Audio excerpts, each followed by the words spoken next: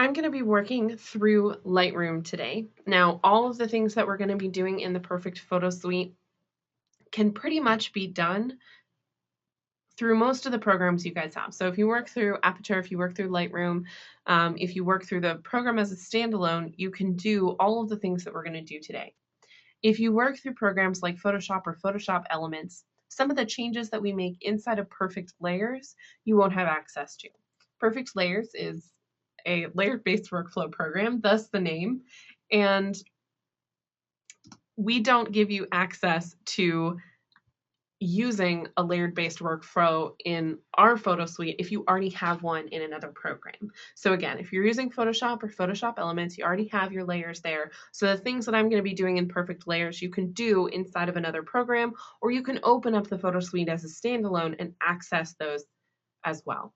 So you still can use all of the things that we'll be talking about today. It'll just be a slightly different workflow. Now, we're going to be working primarily on one photo, and one of the reasons why I like to do that is because a lot of times when you're doing some more advanced portrait retouching, it's a longer process than just a very quick 10-minute tutorial. A lot of people want portrait editing to go very quickly, and when they have an image that's going to be, it's going to need a little bit more time, that's when some of these more advanced techniques will come in handy. There are some photos that go in and out of Perfect Portrait and they look great. You make a couple tone adjustments to it, make sure that the color is right, and you're done. But there are other images where you want to spend a little bit more time working on. So this is one of those photos. I want to spend a little bit more time working on this image. There are a couple things that I want to change. I need to retouch. I need to do some more advanced editing to this. And it's not just going to be a one-stop shop, in and out, very quick kind of image. Now, the first thing that we need to do is we need to take this into Perfect Layers.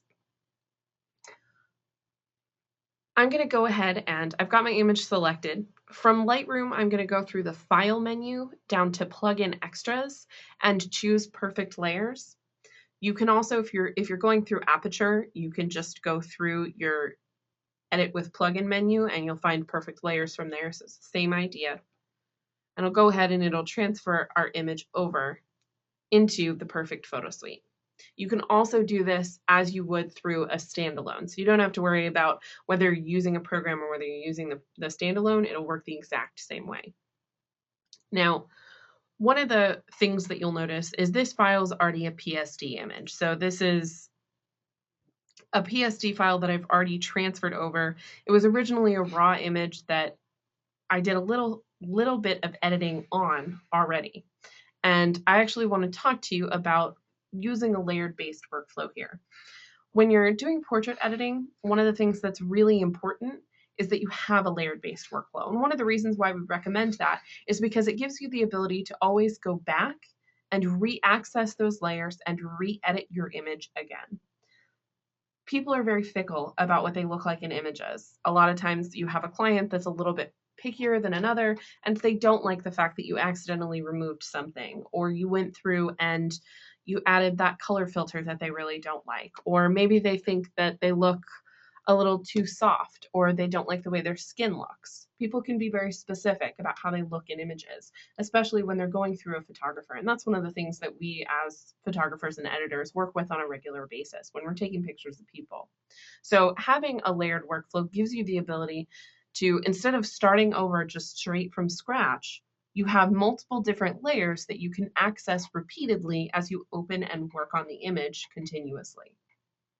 Now, on the right-hand side, you'll see I have my layer stack. I have my original layer right on the bottom, and then on top I have one that I've already done some retouching to. And I'm actually going to show you the retouching that I did so that you can see the difference between the before and after.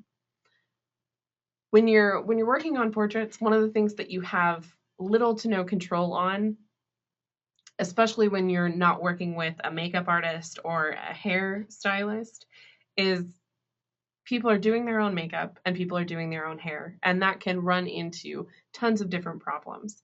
And we'll be talking about how to fix some of those mistakes today. But the girl that I was photographing has a little bit of frizz on the top of her hair and on the sides there. And I went through and I actually removed it and tried to kind of flatten it out and make it a little bit easier to get a nice little halo of gray around the top of her head so that all of those little tendrils aren't going out.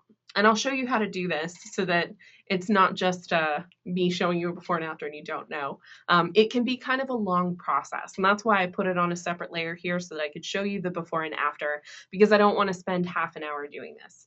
And removing all of the hair around her head ended up taking me about 15 to 20 minutes. So I don't want to do that for 15, 20 minutes for you guys. But I'll give you a quick idea of how to do this.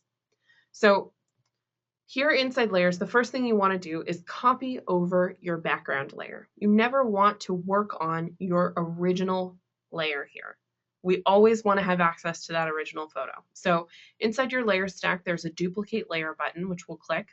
It's going to give me this brand new blank layer. It's no different than the one underneath.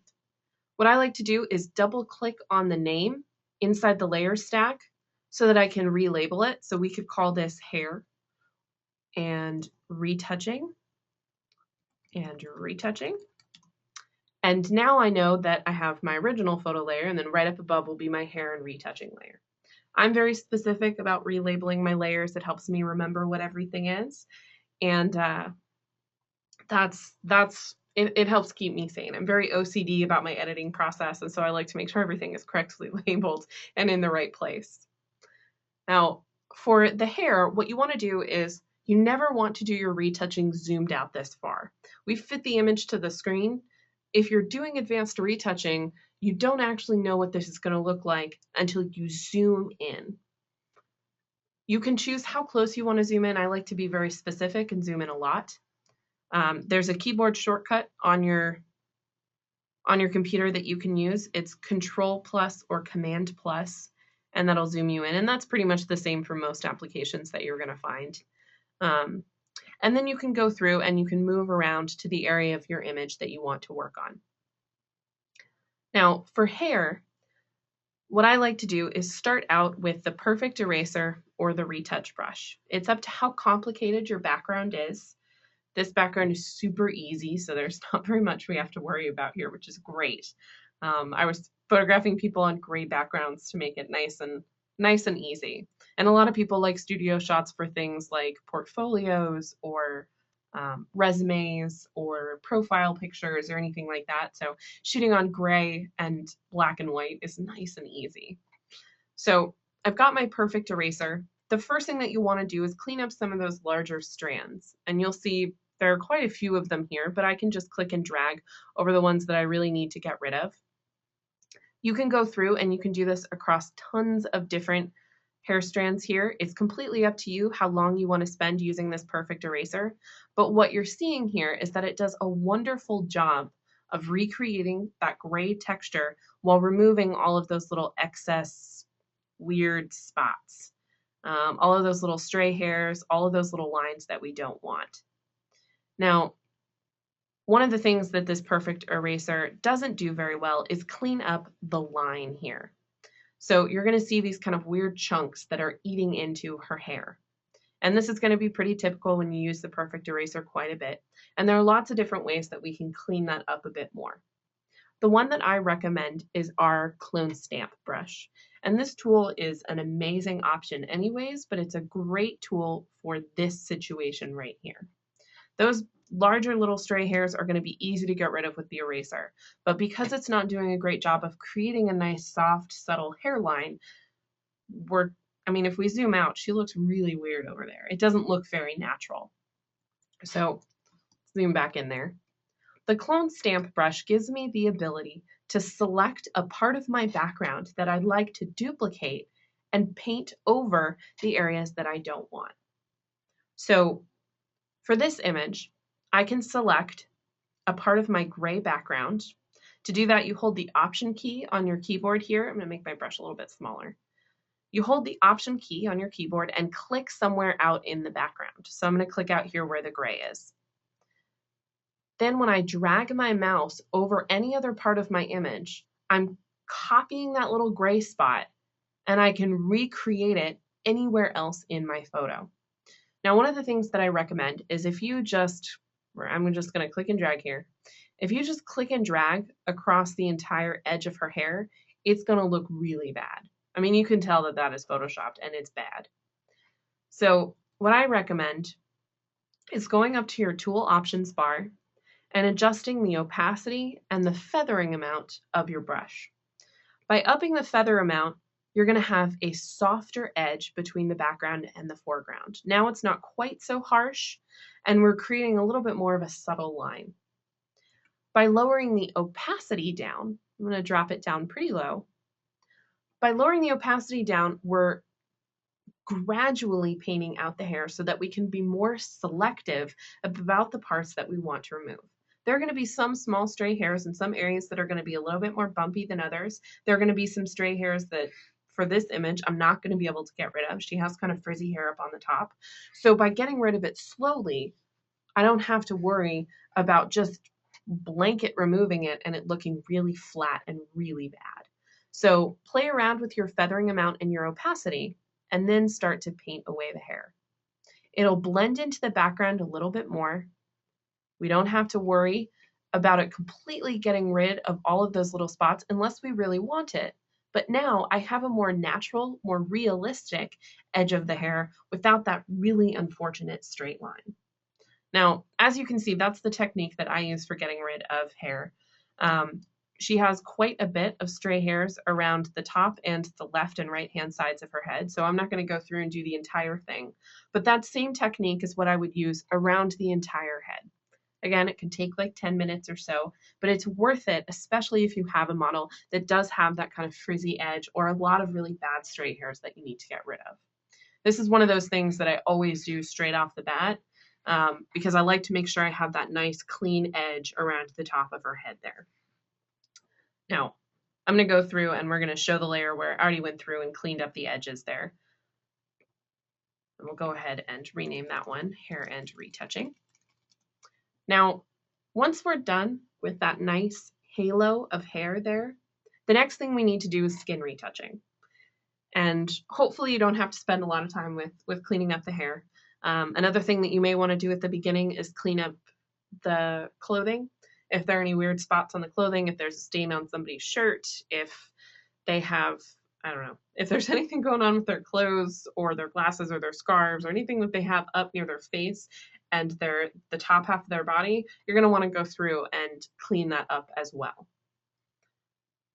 When you're all done with all of that excess, you're going to go in and you're going to do your skin retouching. And I'm going to zoom in just like we did before, and I'm going to zoom in really, really close. The closer you are for the retouching, the better. Now, not like, crazy super close that you can't actually tell that this is a nose. If I'm super close, I can't even tell where this is on her face. I mean, I can because I know where I'm zoomed in, but you get the idea. We don't want to be so close that we can see the pixels and we can't tell that this is skin. So I like to keep it so that it's kind of right there in my screen view.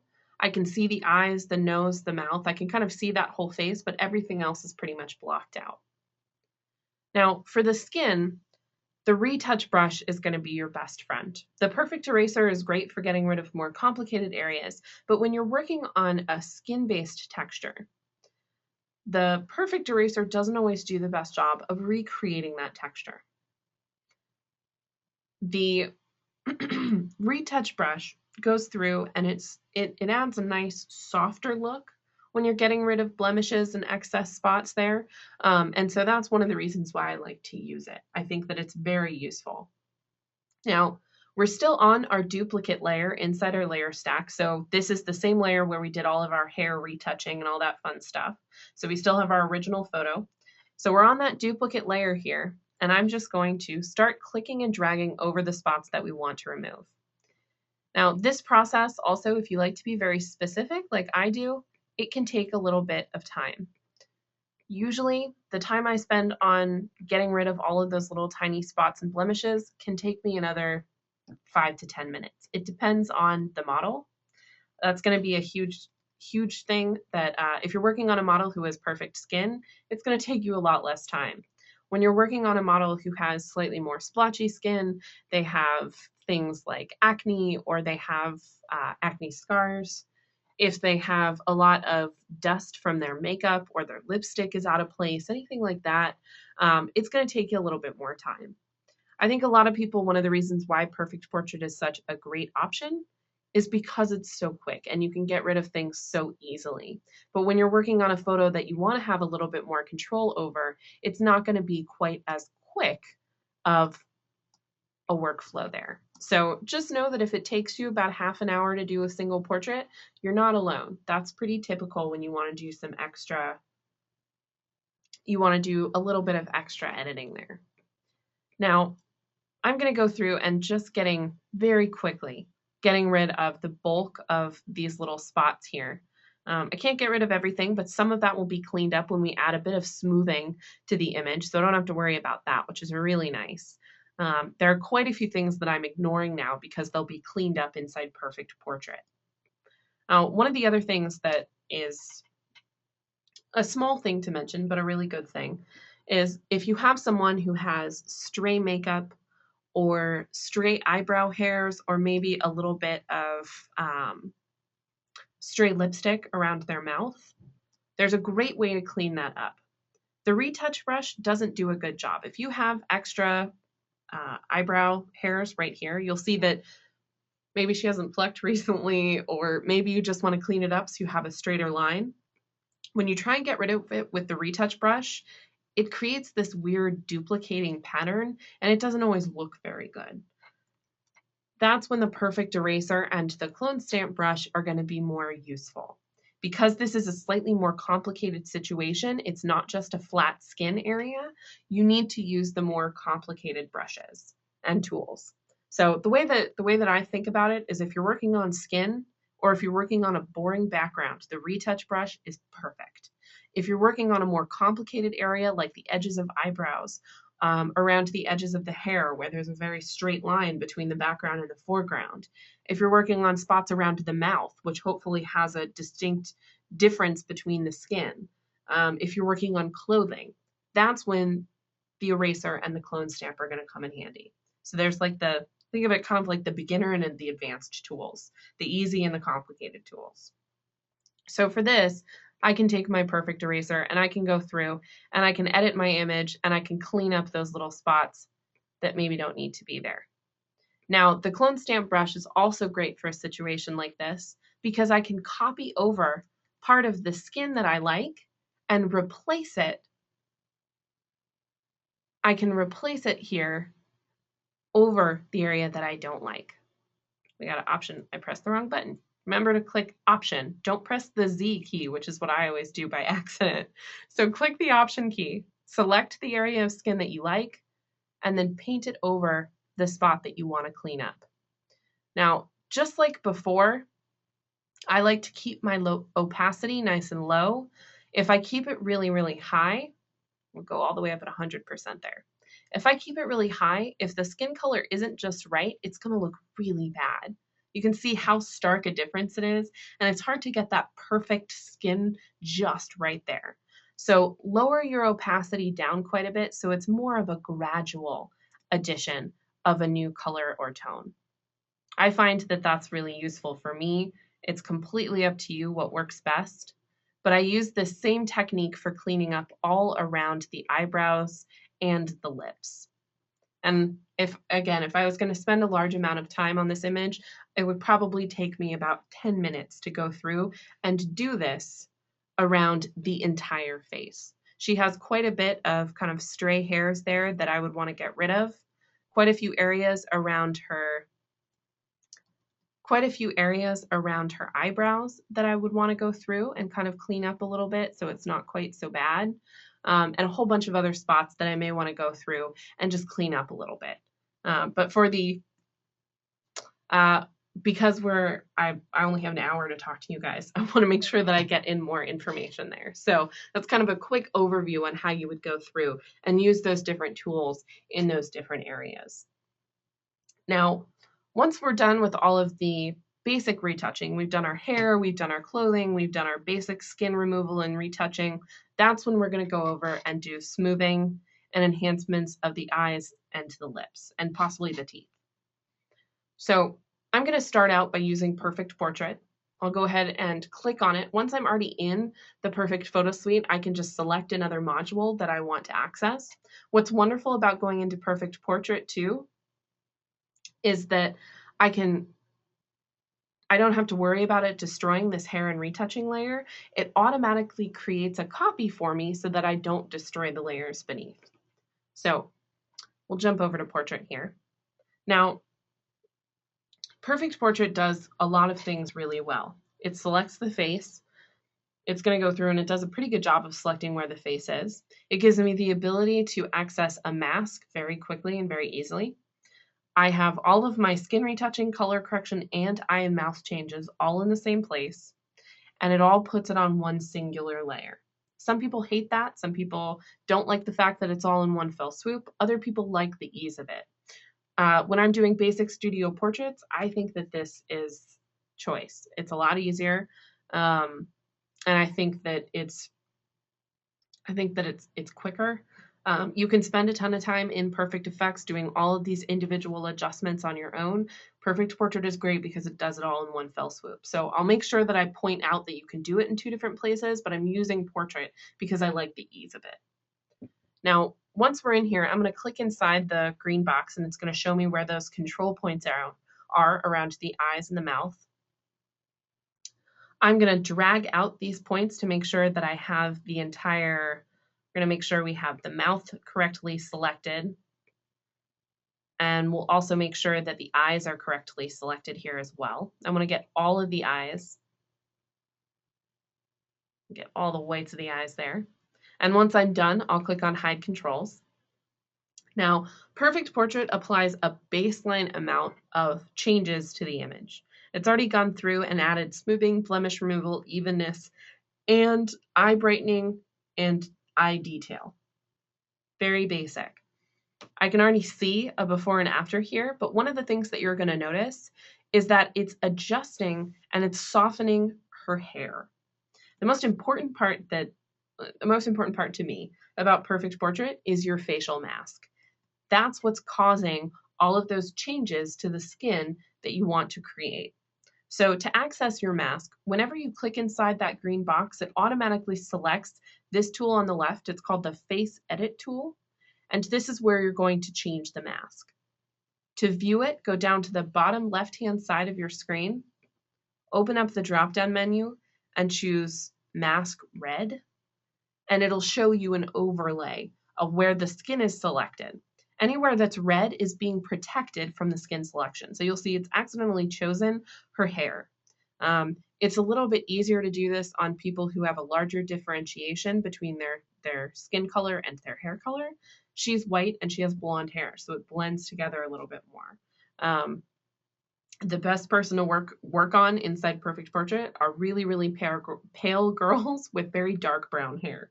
It's awesome. It recognizes that there's a difference between the skin and the hair, and it's so much easier. A lot of times when you're working on people who have this closer color between the skin and the hair, you're going to have to clean up this mask a bit more. So just click and paint over the areas that you don't want to be skin. So we don't want the hair there. You can choose whether you'd like to include areas like the neck or the chest in your facial selection. It doesn't just have to be the face, it can actually be other parts of the body. So if you're working on nudes or you're working on people who are wearing strapless dresses or low-cut shirts, anything like that, you can access and paint in or out areas of skin. To do that change, just go up to your tool options bar and open up the mode drop-down menu. Here you'll see that you can choose whether you'd like to select something as not skin or whether you'd like to add it to the skin selection. One of the other things I suggest is making sure that you paint out the eyebrows.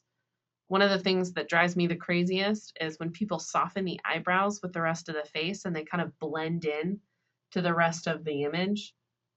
So I go through and I kind of make sure that I paint them out so it's not quite so awkward there. And one of the last recommendations that I make about when you're using Perfect Portrait is when you're adding skin softening, sometimes what happens is it can soften the corners of the eyes. I know that's kind of a weird thing to mention, but the corners of the eyes, and if you can see nostrils, those are good things to paint out in the not skin selection. It gives the face more of a natural appearance. You don't need to soften the area underneath the eyes too much, so there's much less to worry about than you think. And it goes the same for the nose as well. Having a little bit of a crease where the nostrils are, she doesn't have nostrils showing, but I'm just showing you the idea.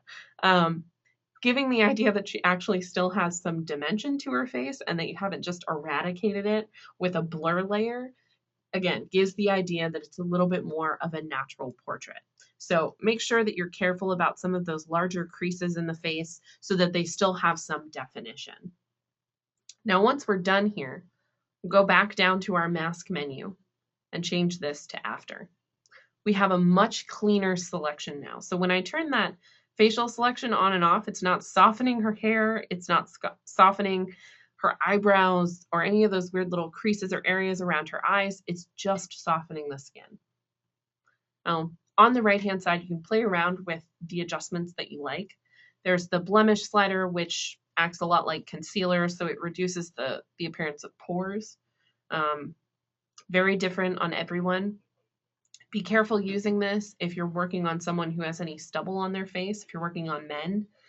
The blemish removal slider I usually only use on women. Men have the ability to look a little bit more rough and tumble, and they can have a little bit more grit to their skin. For the most part, when people are photographing and editing women, they want it to be softer, a little bit more poreless. It's totally up to you, but I tend to find that for male portraits, I keep the blemish slider down quite low. The smoothing slider will smooth out your skin using a soft surface blur, and it's totally up to you with how much you want to do. I like to go a little overboard on the smoothing slider, and I will show you why a little bit later, but I like to make sure that I go just over enough so it's nice and intense. There's a shine slider to help reduce shine on the face so that it's not quite so bright right in the center of like areas on our forehead or cheeks. There's an evenness slider down at the bottom, which is one of my favorite. It evens out the skin tone. So if you have someone who has kind of reddish, blotchy skin, by pushing this over to the right, it's going to help reduce that and flatten out the colors. We have the color correction section, which will color correct the image based on skin tone, which you can use just by moving the amount slider over to the right. There's not much to color correct on this image because it was shot in a studio with basic lights. So it's going to add a little bit of green, and that's pretty much it. And then last, you have your eyes and your mouth sliders. Whitening the whites of the eyes. I'm going to drop that down just a bit because it's a little too crazy for my taste. There's a detail slider to add detail to the irises of the eyes. Again, I keep that down pretty low so it doesn't go overboard. There's a teeth whitening slider, which we don't need for this image. And then last, there's a vibrant slider. And this is meant for adding vibrance to the lips. And it just makes them pop out a bit more. Now, before we leave Perfect Portrait, one of the other things that I want to show you is on the left-hand side, you'll notice that we have two of the same tools that you guys saw inside Perfect Layers, the Perfect Eraser and the Retouch Brush. The Perfect Eraser I rarely use here in Perfect Portrait unless I'm only using Portrait. If I haven't gone into Perfect Layers, I usually do all of my perfect erasing using that Content Aware Fill tool to go through and get rid of those larger spots at the beginning. What I like to use here in Perfect Portrait is the Retouch Brush. And the reason why I do is because it's great for getting rid of areas that are still a little bit bumpy. So you'll see she has these very small, very slight bags underneath her eyes, these creases there. She has these kind of strange creases right around her cheeks that I may want to soften out. And then she also just has a couple of areas that need a little bit of smoothing as far as the consistency of the tones. To do that, take your retouch brush and go up to the tool options bar right up at the top of your screen and to lower your opacity down to like 25 or 30. I want to go in and I'm going to drop it all the way down to about 25, and I'm going to make my brush a little bit bigger, and I'm going to click and drag over the areas that I want to soften. It's not going to completely remove them, it's just going to create a softer gradient so that it's a little bit smoother. Now, it works great for under eyes, but it also works great on larger areas. So if I take this and we move it across like the spot on her forehead, it's just going to soften some of those tones so that it's a little bit less noticeable that she has that shine on her forehead. And this, I use this tool across the board when I'm doing portrait editing. So you can use it pretty much anywhere, which is really cool. So I kind of paint over the areas that just need to be smoothed out a little bit.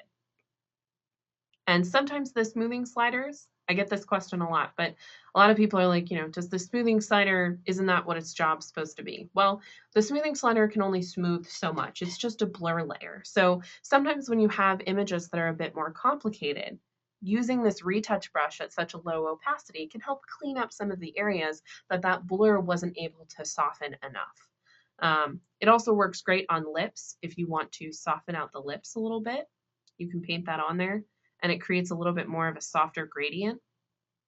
Lots of different ways to use this tool. Now, once we're done here, I'm going to pop this back into Perfect Layers. So I'm just going to go down to the bottom of my screen and click Apply. It's going to add all these changes that we made, and it's going to transfer us back to layers. Up at the top, we have our Perfect Portrait layer, above our retouching layer, above our original. And I can turn these on and off very quickly. So this is without the Perfect Portrait layer, and this is with. Now, one of the reasons why I like to go overboard with the Perfect Portrait layer is because once I'm here inside my layer stack, I have a layer opacity slider as well as the ability to create a mask. If you need to go through and you need to adjust the amount of retouching that's on here, if you think that you went a little overboard with the eyes, and instead of having to go back into Perfect Portrait and redo everything that you did, access the layer here in Perfect Layers. So I'm just going to take my layer opacity slider and I'm going to drop it down just a tiny bit. It brings back some of the natural appearance of her skin so it doesn't look overly retouched. I don't need to go in and add skin texture because I over softened. She still looks real, but she doesn't look super fake. And that's typically what I like to go for when I do retouching. You can keep it at 100% and go crazy, and you can use the texture slider in Perfect Portrait to create a faux texture for the skin, but I like to create a slightly more natural look and just soften enough to create a little bit more of a consistent look for the skin. Now, the last thing that I want to do is I want to pop you guys into Perfect Effects. Before we do that, as crazy as this is, I'm actually going to turn off the Perfect Portrait layer. And I know that seems a little weird, but I want to show you that you actually have access to skin smoothing adjustments inside of Perfect Effects, which is really cool. So I'm going to go ahead and we're going to click on Effects. Now there are lots of things to do inside Perfect Effects, but let's start out with the Portrait Enhancer. You can find it on the right-hand side of the screen in your Filter Options pane. I'll open that up, scroll up to Portrait Enhancer. Now, the way that the Portrait Enhancer works, I'm going to zoom in a little bit so that we can see what's happening, is this little pane, this Filter Options pane on the right-hand side, is going to look really familiar to something that we just saw. Blemish removal, smoothing, and shine slider. Now, what's great about this is it gives you the ability to select the skin color that you'd like to retouch and smooth. You can either choose a color by clicking inside the swatch, or you can select the eyedropper tool and click on an area of the skin that you're going to want to adjust. So I'm going to click somewhere kind of right around her nose here, and we'll select that skin color. You can take the range slider here. This range slider allows you to be more specific about the color that you've chosen. So if you want to be very specific and just smooth a very individual part of your image, you'll drop this towards the left. If you want to include a larger portion of your image, move that over to the right. And it usually takes me a couple times to click around until I find the right color that's going to work for this image. Every photo is going to be a little bit different, but I typically keep my range very high and I make sure that I get that right color sample. Now, once I'm done, I'll show you how it works. I'm going to take my smoothing slider and move it over to the right. It's softening out the color that I had chosen with that eyedropper tool. If I select the eyedropper tool and choose a different color, it's going to smooth a different part of the image. So go through and choose your color wisely so that you get a nice selection of the skin there. And if there's an area that isn't really working as well, or if there's something that's being left out, try clicking on a different section of the skin until you get that right selection. Now, I'm going to drop my smoothing down quite a bit here. I'm going to take my blemish removal and we'll move that over to the right as well. And we'll take the shine slider and move that over. Now, once we've gone through this, you'll notice it's softening a ton of the image. It's going through and softening areas that we didn't even want softened. So that's when we're going to take our masking brush here inside Perfect Effects to mask out the areas of the image that we don't want to be affected. This works just the way the brush inside Perfect Portrait works. We're removing something from that selection. So I'm going to click and paint very quickly over the areas around her face because we don't want to soften her hair. You can use the Perfect brush, which is our edge detection brush, to get a very specific mask. To view your mask, jump down to the bottom left-hand side of the screen, just like we did in Portrait, and I'll check Mask Red, and I can actually see the mask that I'm creating, so I can be very specific. Now, what I like to do is go through and I like to paint out the entire image except for the skin that I want to retouch. And I'll explain that to you in just a second. I promise it'll make sense. Now we'll zoom in and we'll do what we did before. We want to make sure we get rid of all of the hair from that skin selection, including areas like the eyebrows, her hairline. The areas around the eyes are always a good option to make sure you remove. So we'll kind of click around there so that we're not softening those spots. Now, one of the things about using this in Perfect Effects is that it's a little bit more of a complicated option than what you got inside Perfect Portrait. That's why Perfect Portrait is such a great program to use. It's going to go a little bit faster than having to use Perfect Effects. But what Perfect Effects gives you is a larger area of margin, and it gives you the ability to copy and create other layers while you're doing your portrait editing process. Now for this image, I'm going to leave the neck out of it because she doesn't need a lot of retouching on the neck. I shot this at a low aperture, so her neck is already kind of blurred, so it doesn't really need to be retouched. If your image is a little bit more in focus, or maybe if she has some blemish problems on her neck, you may want to include it, but for this image, I just need to include her face. Now, once we're done here, go back to after, and I'll show you the quick before and after. This is our original image, and this is our after image. I can play around with how much smoothing and how much blemish removal I want. I like to take the layer opacity here and just lower it a bit so that I can see some of her original skin. And I think that that looks a little bit more natural. And there we go. Now, one of the reasons why we're doing this here inside Perfect Effects is that we can actually copy that facial mask that we created and reuse it for other things.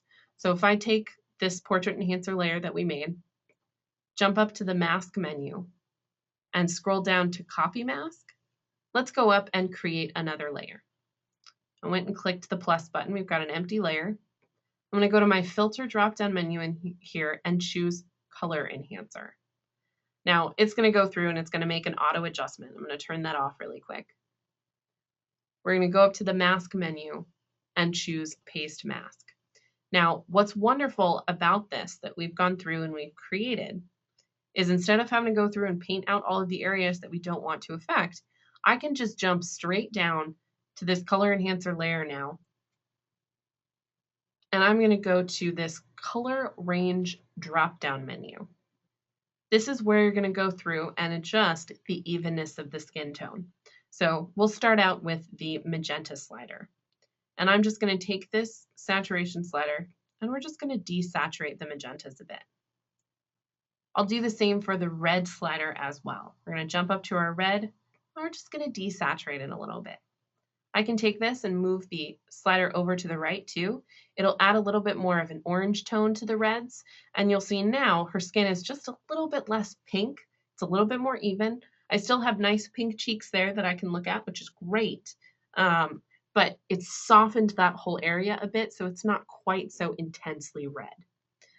If you're working on someone who has a little bit more of an orange-based skin tone, jump over to the color range orange section and play around with the saturation of that.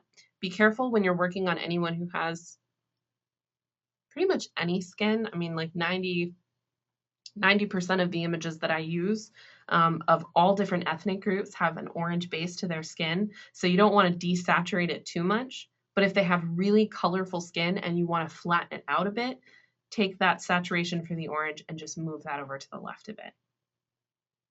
It creates a slightly more pale look as you go down, but it can also reduce that color variance so it's not quite so intense. Now, instead of applying this to my entire image, I had that nice mask that I had already created that I didn't have to paint again. Now, one of the last things that I want to show you here before we go through and answer questions is how to go through and make some slightly more advanced adjustments. Here inside Perfect Photo Suite 8, we actually have a brand new feature. It's called our Adjustment Brush tool, and it is so great. It is one of my favorite features here in Effects. It is one of the coolest features that we have, and I think it's the one that I use on all of my images.